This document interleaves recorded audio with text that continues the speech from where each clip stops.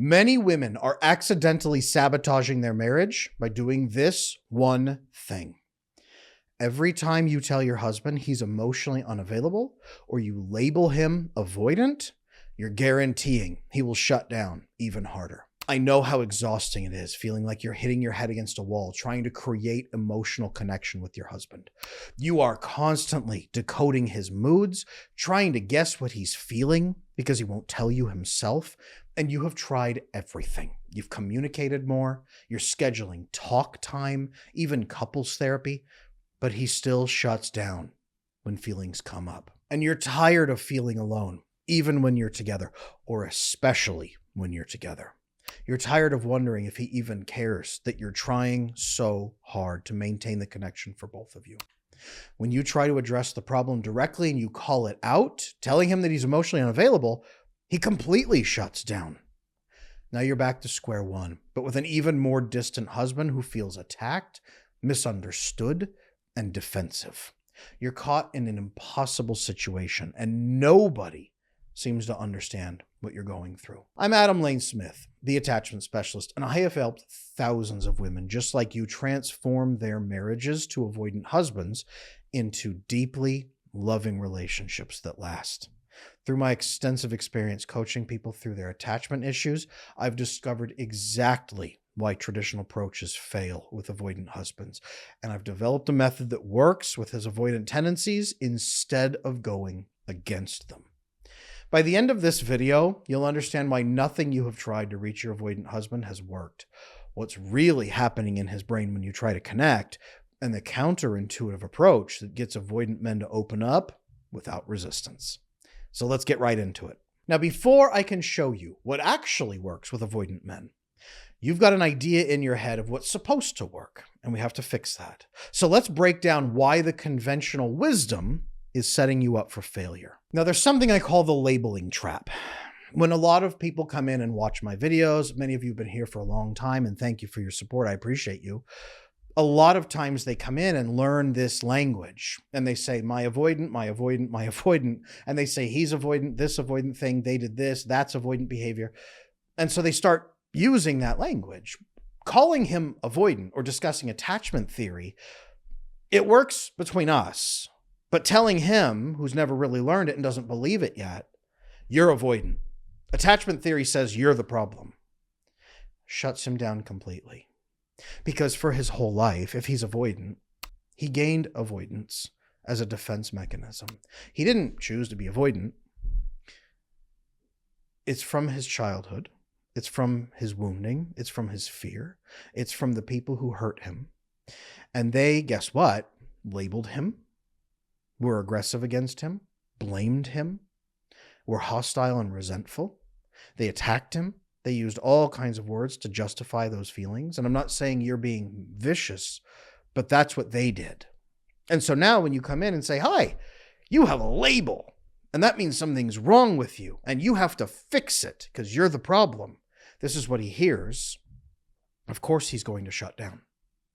A lot of women write in and say, Adam, my husband hates you, because I showed him one of your videos and told him that that was him, and he's the problem. And now he thinks you're an evil man who tries to just ruin marriages. Well, yes, if you frame it that way, that I am coming in labeling him, saying he's the problem, he would probably hate me because I'm facilitating someone else labeling him as well. And that historically has been damaging for him. Now, there's a very neurological defensive response being triggered by psychological labeling here. Just the brief science of this really fast. His amygdala responds to aggressive tactics, labeling, blaming, and says, this is about to get ugly. Even if you're not intending to, you're saying, hey, I think you have this pattern that might be called avoidance. It's totally fine. I understand. I just want us to connect better. His brain has already said, you have a label. This has never gone well in the past. Amygdala fires off. It actually activates his limbic system, fight or flight. He now has to try to decide, do I run away? Do I escape? How do I get through this conflict and shut it down before it can hurt us? And now his prefrontal cortex begins to disconnect. His frontal lobe starts to disconnect. He's not thinking calmly and rationally anymore, but he thinks he is. Instead, he's thinking from a reptilian survival perspective. And now you are going to have a relationship conversation with a reptile.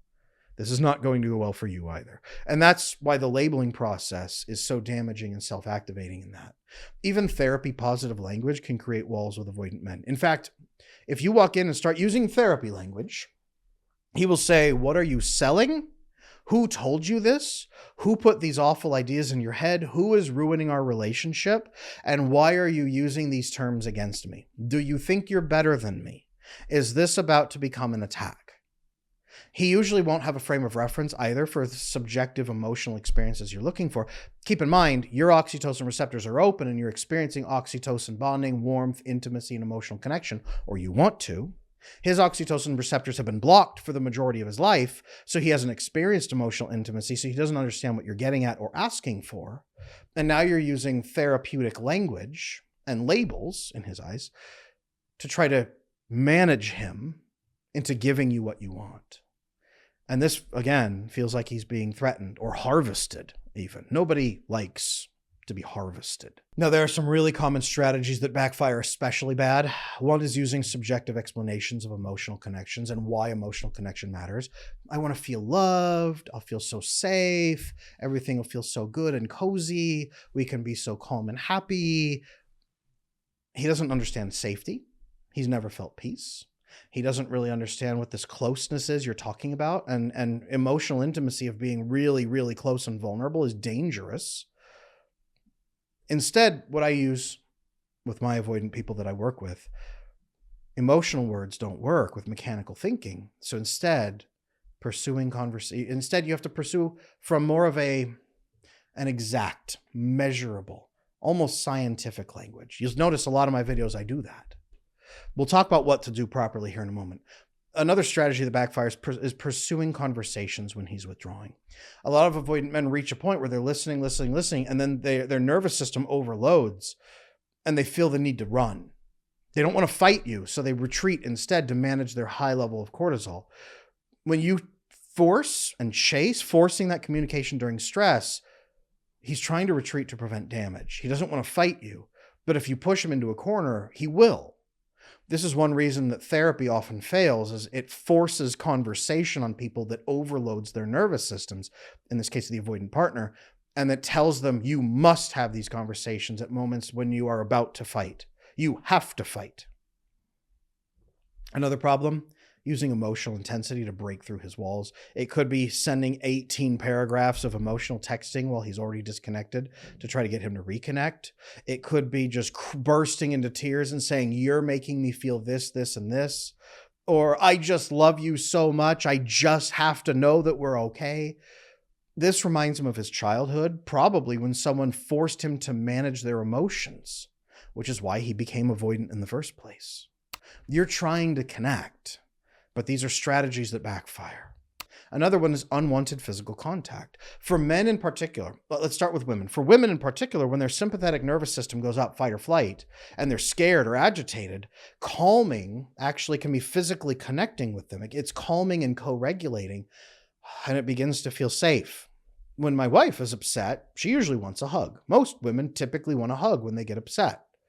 Now, men, the opposite is true. When our sympathetic nervous system goes up, we don't want a hug. We have to solve the problem first because something is dangerous and we are programmed to fight it. We have to fight it. So calming and physical restriction actually feels dangerous and unsafe. It feels abrasive, even painful. Don't ever hug a man while he's stressed out and angry and agitated. It will backfire badly. But most women try because it's what they would want. They're trying to give without understanding the receiver. Now, therapy in particular, the thing you thought was the last hope, couples therapy, has often made things worse. Now, traditional couples therapy tends to fail with avoidant men because, again, not only are you labeling him, not only are you dumping out your emotions, not only are you trying to force a conversation that he's not ready for, but now you've brought in an authority figure to try to speak over him and command him to speak emotionally with a language he doesn't understand. He's going to be labeled repeatedly in that room. He feels it's a constant threat and danger, so he's on hypervigilant alert the entire time. His nervous system is overclocked now, detecting threats. He's going to sit there tense and rigid in his chair as you pour out your emotions to a third party, and he now feels triangulated against. Very, very, very rarely does couples therapy work for avoidant men, especially if the therapist doesn't know about attachment theory, and most therapists don't. Now, we're going to talk a lot about the male brain right now and all the neurobiology that's going into this, because you need to know what's happening in his brain. But really quick, I want to say the frustration you're feeling right now as we go through what's not working and all the things you thought would work, all that frustration you're feeling is exactly why I created my How to Love an Avoidant Man video course. While my comprehensive marriage program launches in June, I know many of you need immediate help breaking these destructive patterns now. That's why I'm offering a very limited time 40% discount on this targeted course, How to Love an Avoidant Man, right now. It gives you the complete blueprint for implementing the science-based approaches we're going to be discussing today, with step-by-step guidance on what to say and do to finally reach your husband. Don't let another day pass feeling emotionally disconnected. Visit adamlanesmith.com or click the link below to access this flash sale before it ends. Now that you understand why your current approach isn't working, let's look at what's actually happening inside your avoidant husband's brain. The male avoidant attachment system operates fundamentally differently from yours, and understanding this difference is the key to creating the connection you both deserve. So what's really happening inside of him during those relationship moments? The male avoidance brain responds to perceived emotional demands through the amygdala, the fear response area of the brain. Someone has emotional demands. I don't understand them. I'm not sure what's happening. Historically, this has been a disaster. This is a threat. Crank up our threat response system. This, in turn, activates the limbic system, fight or flight, that we talked about. There's also fawn and freeze as deeper levels of the limbic system, but he'll activate fight, flight, fawn, freeze, limbic, and shut down the prefrontal cortex. The prefrontal cortex allows access to the full frontal lobe, more emotional connection, intimacy, softness, sentimentality. It also closes off oxytocin receptors if they were even open in the first place, and it freezes his system into survival mode. This is where he goes into conversations with you. Fight, flight, fawn, freeze to your emotions. Now, I want to point out here, this is not an unwillingness. It's a neurological incapacity. It is not neurologically possible for him to respond through what is a trauma response from infancy. I'm not saying he can never do it. We'll talk about that. But it is not that he's unwilling. It's not that he walks in and goes, your feelings are stupid. I don't care enough. Now, if he says that, that's a serious problem. We'll talk about that another day. But he is walking in, responding neurobiologically to you from a trauma. He genuinely doesn't understand what you're even asking for, because you are walking in with a desire for oxytocin connection. Oxytocin is the love hormone that is released when you feel safe and cared for and close, and then begin emotionally bonding. His receptors have been tightly shut for most of his life. This is why he doesn't understand. I want to be close to you. I want to feel connected. I want to feel safe. I want to feel loved. He doesn't even know what safe is. If you tell an avoidant man, I want to feel safe, he'll say, no one feels safe in this world. I was talking to an avoidant man not that long ago, and I mentioned something about the future, and he said, yeah, but good things don't happen very often, so we shouldn't focus on that. And I said, well, hey, it's good to have dreams. And he said, well, dreams are dangerous. This is the avoidant man's mentality, because to him, in his world, dreams are dangerous because it gets you off your game. It makes you complacent, and then you don't focus on surviving, so you don't see the bullet coming to hit you. Dreams are dangerous. Nobody ever really feels safe. Nobody's coming to save you. These are their mantras. Okay. Now, unspoken avoidant thoughts that are going on inside his system. I want to tell you what's happening in his head. What he's thinking as you are having these emotional responses, your emotional thoughts, you're looking for co-regulation, you're looking for bonding. Here's things he's thinking. When is she going to learn to manage herself? She's having another bad day. Does she ever have a good day? Am I going to be able to take care of both of us if she's not stepping up into survival mode? What does she want from me? And why does she keep moving the goalposts? She is always disappointed in me. No matter what I say, it is wrong. If I open up, she's just going to use it against me. I don't want to hurt her, but I don't know how to share this, so I will just say nothing and I'll deal with it myself. And finally, the biggest one. I have to solve all my problems myself. because no one's coming to help me, and other people just make it worse.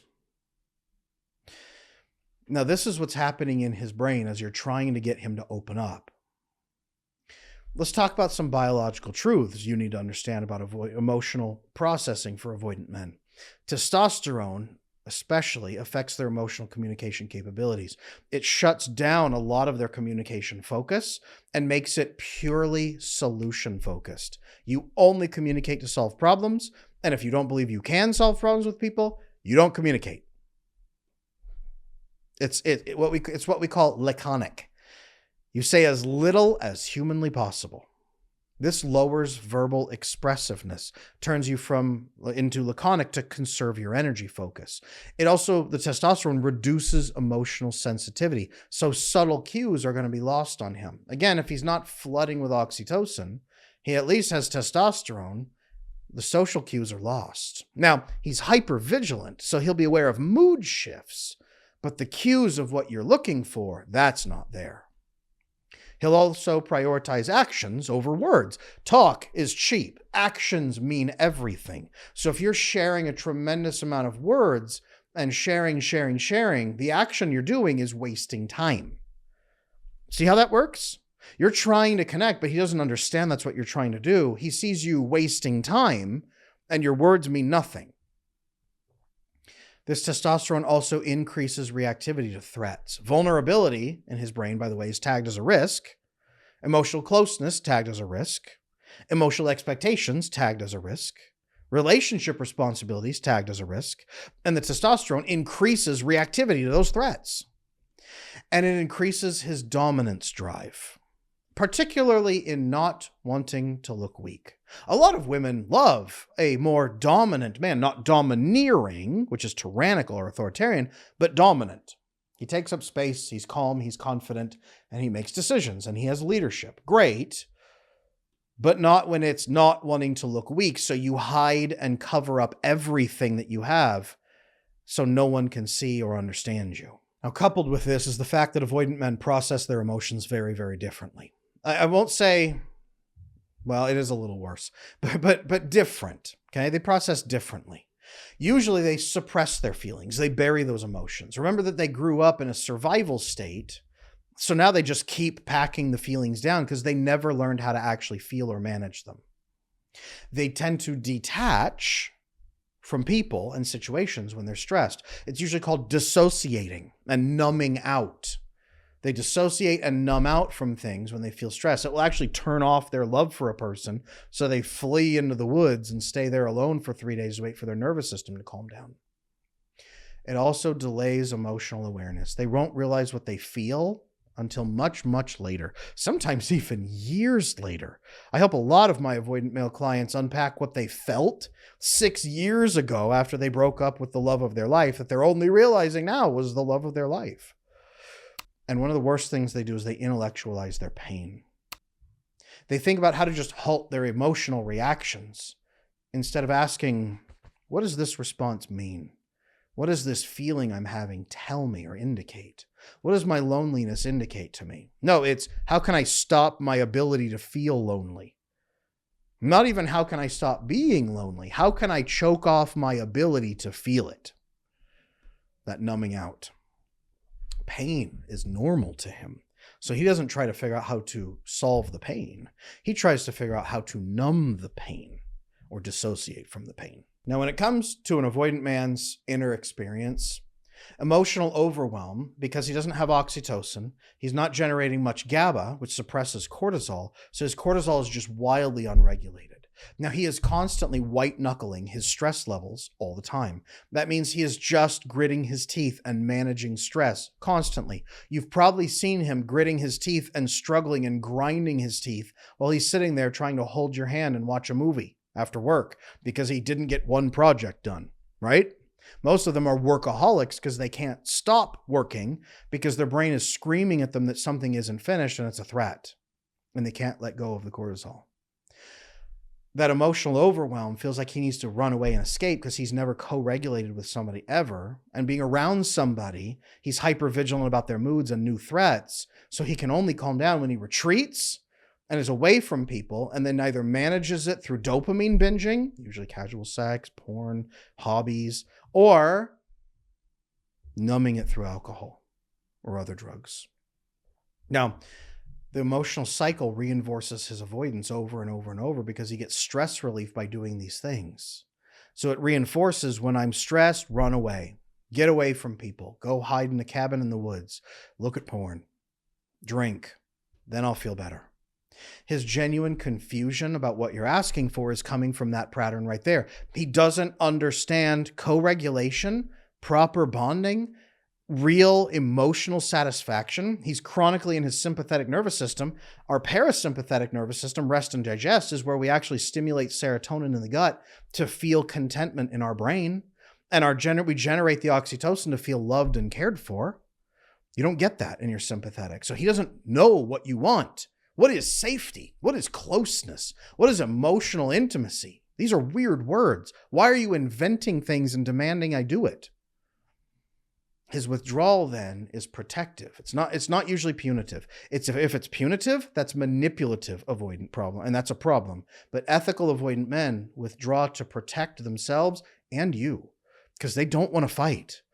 Fleeing is a better option than fighting. Now, his childhood experiences are about being overwhelmed, not being able to trust people, not being able to connect with them.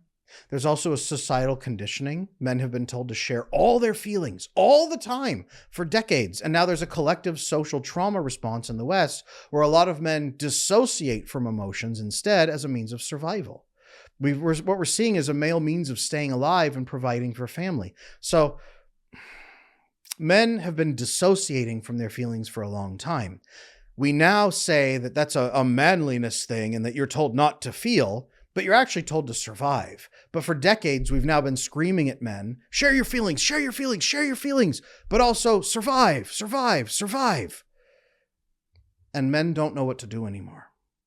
They don't know how to share. And avoidant men in particular are not going to fall for propaganda patterns with people screaming at them to share feelings while they're trying to survive. The generational cycle that you don't even know you're perpetuating is right there. These patterns developed in his childhood as a result of inconsistent caregiving and chaos. So if you don't fix this cycle now, if you have children together, your children are likely to suffer a similar fate. You are, without meaning to, dooming them to a lifetime of struggling to relate to others, dooming them to ingrained patterns that they also won't understand, patterns that will impact every relationship they will have in their adult lives. Okay, we've talked about the problem. You're ready to talk about what to do about it. I'm here to help you. Here's the science-based approach that works. Because the difference between frustration and fulfillment is not trying harder or talking longer. Those actually backfire, like we talked about. It's about applying the right science at the right time. You need to work with your husband's brain chemistry instead of fighting against it. Let me show you exactly how to work with your husband's neurochemistry using a method that's specifically designed to break through his avoidant tendencies and reach him in a way he understands and responds to. There is one key point I want to make here too. You can say and do all the right things, but if you don't actually mean them, your avoidant man will pick up on your tone and your body language. There is a big difference between a tone that genuinely creates reassurance and one that adds pressure, even if the words are right. This is why it's so important to practice calm self-regulation before engaging, so you're coming from a place of genuine calm and subtle body language cues that are not undoing the strategies that do work. Now, let's be very, very, very clear here. Avoidant men don't seek safety. The concept of safe doesn't matter to them. They have no idea. Now, safety doesn't mean they don't need safety. They understand it from a different word. They crave peace. Now, peace comes from consistent predictability, and this is the foundation of connection for him. He will go out and do unsafe things to achieve resources, growth, defense, and whatnot. You want a man who's not constantly hiding behind his mother's skirts, for example. You want him to go out and face challenges. That's not safe.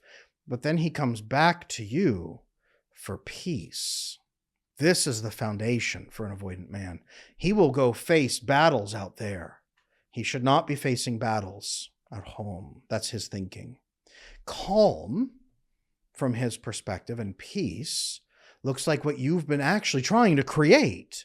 You want predictability, consistency, conflict resolution that's seamless and total, complete total resolution where it's done. You want moments of emotional closeness and connection. So does he, but safe ones that he doesn't know are safe. You want peace, and so does he. The things you want will create peace for him too.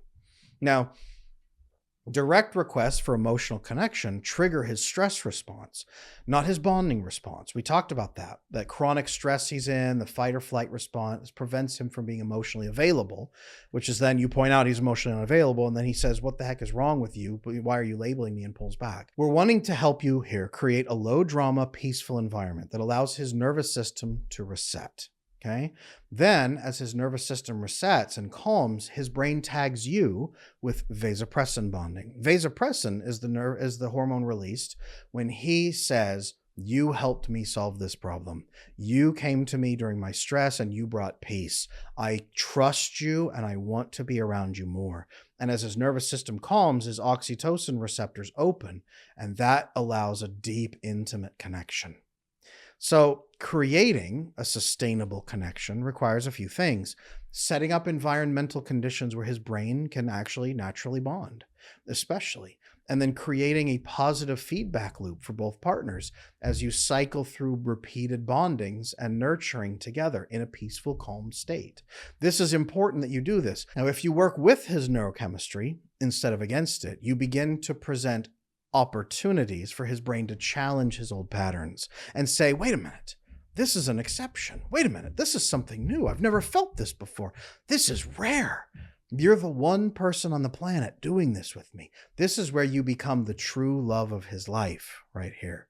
And if there are children involved, modeling this secure attachment to them ensures they'll enjoy a happy, stable connection in their adult lives. Watching their parents be in love has a positive effect on their developing psychology as they understand love and even conflict resolution. And here they'll have better outcomes for a stable home life of their own in adulthood. They'll get through school better, build deeper into their careers, and achieve greater success. A happily married set of parents is one of the greatest boosting effects that we can document for any child for long-term life outcomes. But understanding the importance of calm is only half of the equation here. We also need to tackle how to respond appropriately, both when he's stressed and during the period of rewiring. His nervous system is trapped in a cortisol-fueled cycle that makes emotional connection biologically impossible until we break the pattern for good.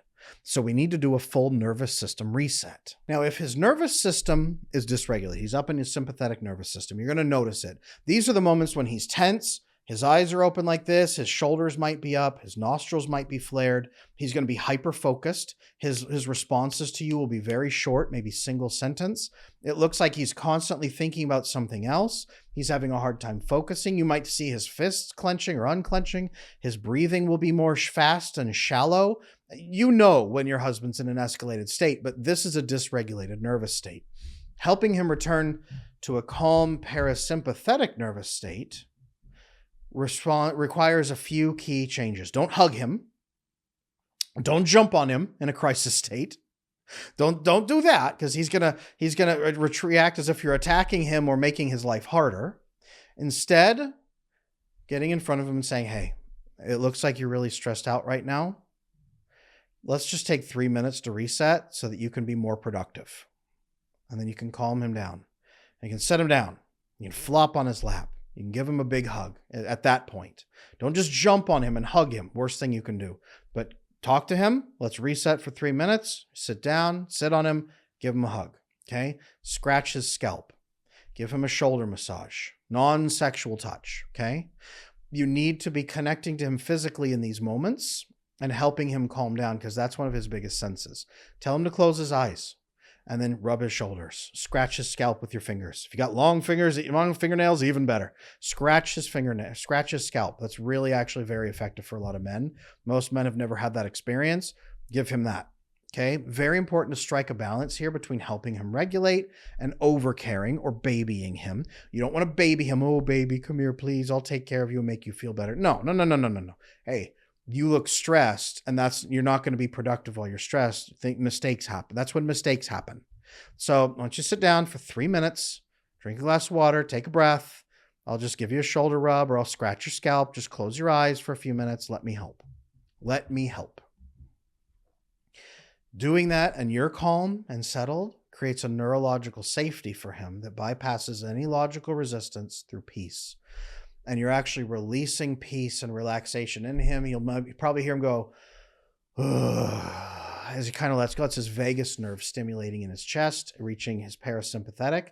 When he starts taking deeper breaths like that, you can tell he's shifting into a parasympathetic state and relaxing. Okay. Now, at times, he's going to be too stressed out, and he needs to process his thoughts, decrease his stress as a form of regulation. That's fine. Let him know that there's an expectation of reconnection and verbalization. Are you really stressed out? Do you want me to help you, or do you need to pull away and deal with it yourself right now? Okay. When you're done, I need you to come back to me and let me know that you're finished. Create that expectation of reconnection that's peaceful and quick, not emotional and drawn out. Okay. I don't need you to apologize for 10 hours about going away. I need you to let me know it's happening. I need you to let me know when you're back. Okay. Do that. Cool. Go. These physiological cues that signal he's ready for connection is when he's calming down and appropriate. He might actually come out of stress state and then be confused and say, no, why was I so stressed out? That's very strange. Why was I doing that? When we get up into the amped up nervous system, it's very, very hard to be logical. Again, your prefrontal cortex is shut off. You're actually reinitializing his prefrontal cortex and his frontal lobe. You're getting him out of reptilian mode, reptilian survival, and into calm mammal bonding state. He can begin digesting appropriately. It'll help his digestion. He actually will begin replenishing hormones and neurotransmitters in this state, and he'll make fewer mistakes at work. He's actually probably going to get his job done faster and better. And then you won't have to go back and refix it later. Now, you're probably asking, Adam, I need a more exact method. Cool. Great. You know I'm all about exact steps. So let's take some immediate 5 actionable steps you can start using right now. All of the following steps are predicated upon you, the woman, maintaining your own nervous system regulation. I just want to say that. You have to be calm. So if you're finding it challenging to be calm, please reach out. I can help you do this effectively so that you get the maximum impact from the following strategies, okay? Step 1, create calm first. Just brief recap on this, right? The right timing, the right environment for connection attempts, letting him know, I would like to connect with you. Is now good, or should I give you an hour? What do we need to do? Can we schedule it for 7 o'clock? When can we do this? And then building trust through consistency and predictability about your responses. This must be done from your own calm, regulated nervous system. Now, navigating his hypermasculinity and aggression mode when he's in that stress mode, staying calm and regulated when he's dysregulated from his testosterone, his cortisol aggressive state, right? When he's not communicating appropriately. Managing yourself is crucial during these times. So be doing breath work, maybe somatic body work, make sure your attachment issues are also resolved. You don't have to be perfect. And this isn't about catering to him. It's actually keeping your own quality of life higher so that you're not letting other people impact you. This is about you. A lot of women, when I say this, they say, why should I cater to him? No. Flip it. Okay. You are taking care of you so that nobody else can flip your mood against your will. And then you're able to bring your best self into the relationship to invite him to do the same. And then he needs to step up. Okay. Being able to manage your own emotional state when he isn't is key to getting the whole strategy of creating a calm environment right. This does not give him carte blanche to just come in and be a jerk. It means that if he's dysregulated, you will be calm. Same thing as in reverse. The times when you're going to be dysregulated in your life, he should be calm and be your rock. Okay. When an avoidant man's in a heightened state and their sympathetic nervous system is overly activated, their amygdala detects a threat and goes into that aggressive mode. They get heavily fixated on solving the problem, turns off their oxytocin, reduces their emotional connection to 0. This puts them in a hyperfixing state. Now, most women react incorrectly to this. They get in front of him. They become incredibly emotionally and touchy-feely to try to extract an emotional response from him. And unfortunately, this often has the opposite effect and severely angers him because what he perceives is that she's preventing him from achieving his objectives. He's trying to solve problems and she's stopping him. He's trying to get a dopamine fix from achievement and she's blocking him. He's trying to cut down his stress and she's preventing him from doing so. What this does is he develops a powerful cortisol association against you, where his brain views you as a threat and an enemy and retags you as an opponent or an obstacle that he now has to overcome to solve his problems. This is the way to make him fall out of love with you as fast as humanly possible. So what you need to do instead, in these moments where you can't get through to him, is step back, let him do his work. Don't ignore him. Touch base, acknowledge he's in work mode or solution mode, and then the critical question: what can I do to enhance your success? What do you not have time to take care of that I can do for you? A warm meal, for example. And then you set the expectation for reconnecting. We can talk about this another time. How about this evening at 7 o'clock? This is solution-focused language, which is all he has capacity for at the moment. If you allow him to do his work and resolve that threat, and you actually help him facilitate it, he will not form a cortisol association against you because he will see you as an ally. Instead, he releases vasopressin, which tags you as trustworthy. He will thank you later and appreciate that you supported him instead of adding to his stress. This is a critical component of establishing a calm, consistent environment that encourages your avoidant man to open up to you. Now, the second step is to engage in shared experiences, okay? Shared experiences meaning learning skills, facing new challenges, maybe going on retreats and getting through them together, maybe going to new special events, going to a new restaurant in a different city, navigating there together, experiencing it and coming home. Even that is vasopressin bonding. Vasopressin experiences are all around us. Women have been begging me for years, please create more vasopressin bonding guides. And I think I've got 7 of them here on this channel. But quite frankly, everything in your life that's a new experience or learning or growing together or facing challenges or achieving things, anything that releases a little bit of stress and that you resolve it together as a team, that's vasopressin bonding. I had a couple come into my coaching practice not that long ago, and they said, we went to this really intense religious retreat together. And doing so was the best thing for us that we've ever experienced. It raised our satisfaction, our relationship by 30%. And since then, over the last few weeks, we've been buzzing in an extra honeymoon mode. Vasopressin bonding opens the gateway for desiring oxytocin bonds, especially in men. Then you can have softer shared experiences where you're nurturing, you're laughing, you're playing, you're having fun and being relaxed. And you can actually do both at the same time. Vasopressin and oxytocin bonds, especially after the first few cycles. Now, these activities, guys, they work. Vasopressin, though, must come first. Sex comes later. When the oxytocin receptors have been activated by vasopressin, a man can bond through oxytocin later in sexual experiences when he's fully relaxed and playful and flirting, and you're relaxed and playful and flirting. That's when oxytocin can release during sex. Otherwise, the sex is very mechanical and you don't trust each other, and that's the worst experience. So shared experiences are part 2. Calm, stable environment first, helping him resolve stress. Second, good shared experiences together. Step 3 is using avoidant appropriate communication techniques. These are specific language patterns that bypass defenses. You versus I statements, for example, are not good. You did this, you did this, you versus me, you versus me. It sets it up that way. I feel statements can be more helpful. Sometimes I feel like X. Different from you make me feel X. You always X. Being very specific, not vague emotional statements. Instead of, you did X and it made me mad, maybe rephrase it as, this situation occurred. Here's how I found myself reacting. Here's the change I'd like to make going forward that will help me not experience that reaction again. See the difference? This situation occurred. You did this. No, this situation occurred. Here's how I found myself reacting. Here's the change I'd like to make going forward to help me not experience that reaction again. And even better, bonus points, here's the reaction I'd like to be aiming for, and this should help achieve that. Frame those emotional topics without triggering that shutdown, okay? Another way is what I call the what, why, and how often technique. I would like to feel loved. Beautiful. I've never felt loved in my life. Thanks for playing this game. No, I would like to feel loved. And here's 2 specific things that help me feel loved. Here's why they help me feel loved. And here's why they're important for our relationship, what they'll do for both of us, you included. And then here's how often I need them. Can you do these for me? And in return, what can I do for you that will achieve the same effect? Asking questions also that encourage sharing without pressure. Conversational tennis, back and forth. Your conversations should feel like a friendly game of tennis where you're not keeping the score. Okay? Asking questions. What was the best part of your day today and why? What's a challenge you're experiencing and what are you doing about it? That's a great thing.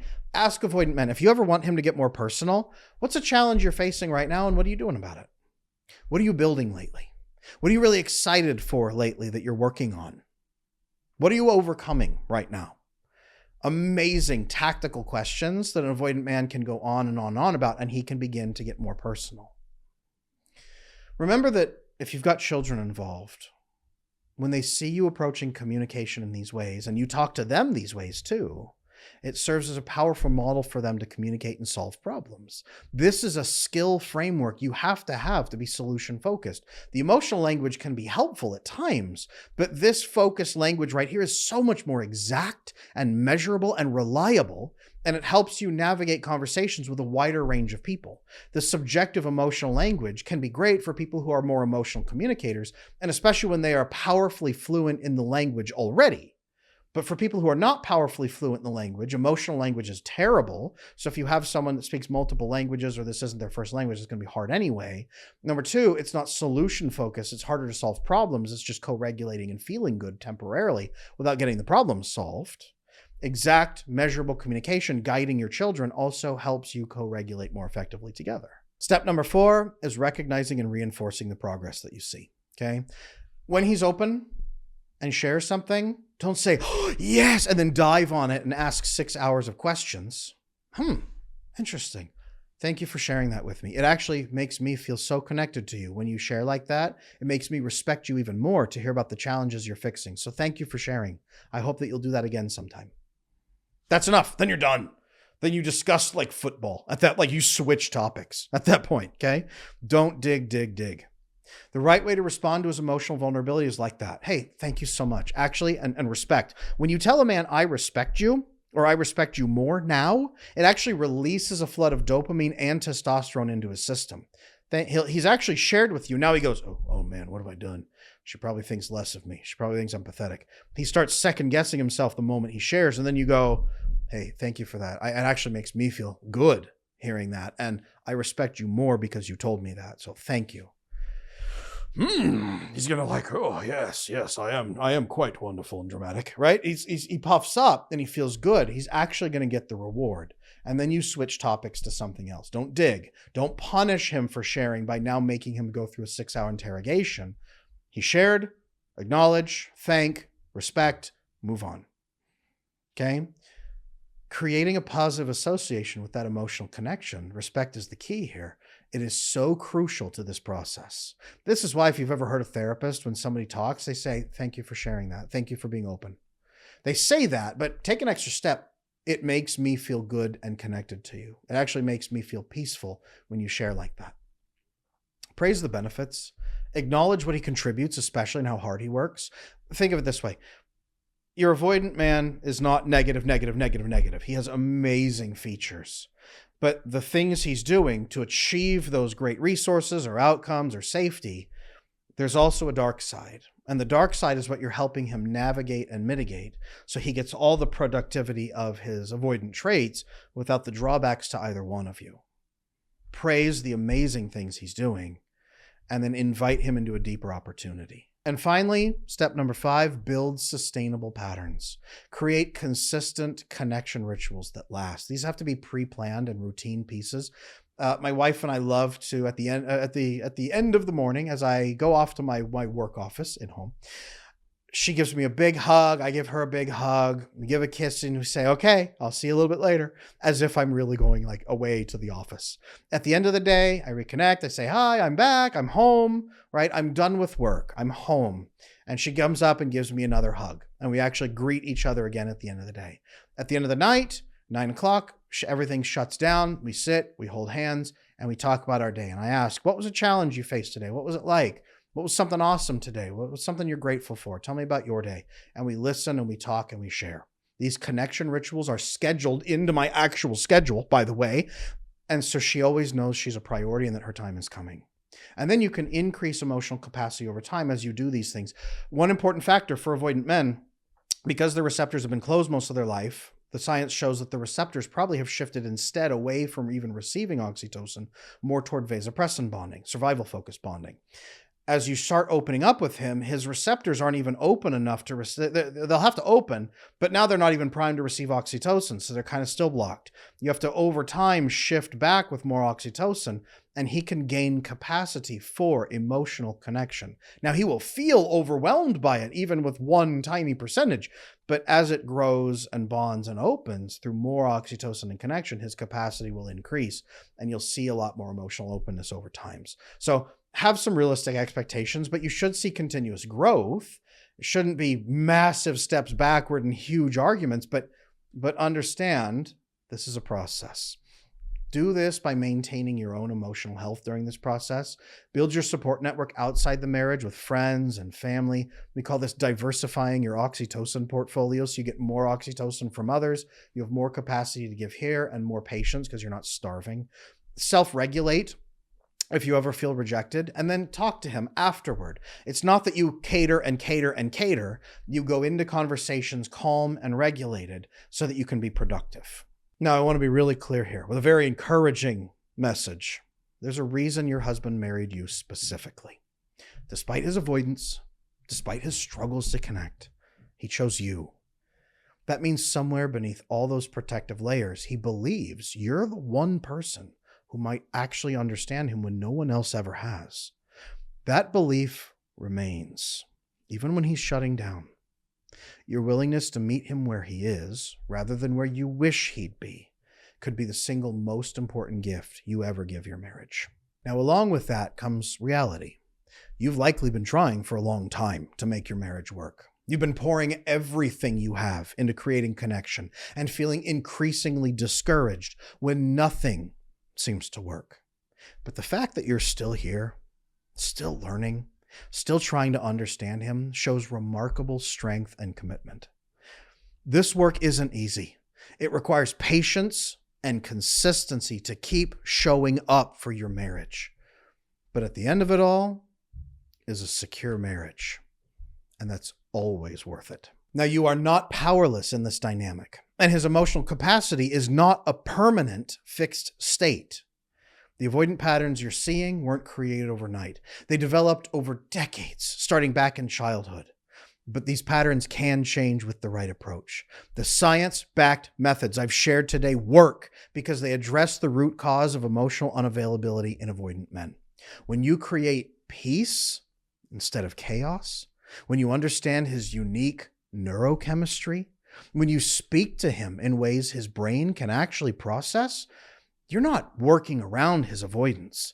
You're helping him develop the neural connections and the skills that he never learned. Many women I work with see dramatic changes within just a few weeks of implementing these approaches. Their husbands begin initiating conversations, sharing thoughts unprompted, and even expressing emotions they've kept buried for years.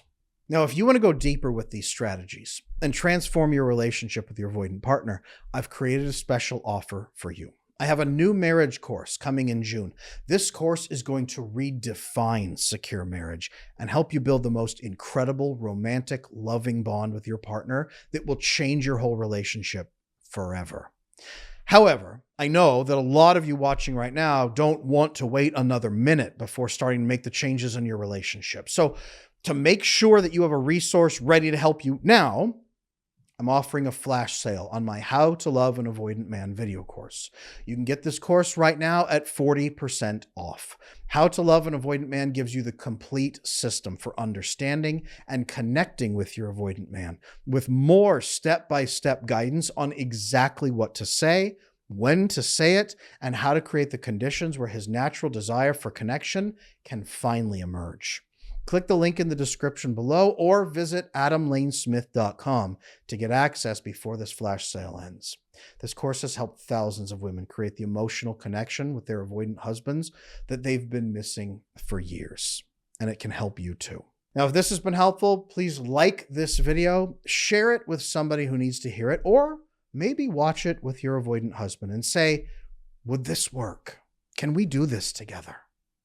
Make sure you're subscribed. I see over 120,000 of you already subscribed. Thank you so much for your support. And drop a comment below with any questions you have. I love engaging with you guys in the comment section. And make sure you come to my next live stream. I'll see you there.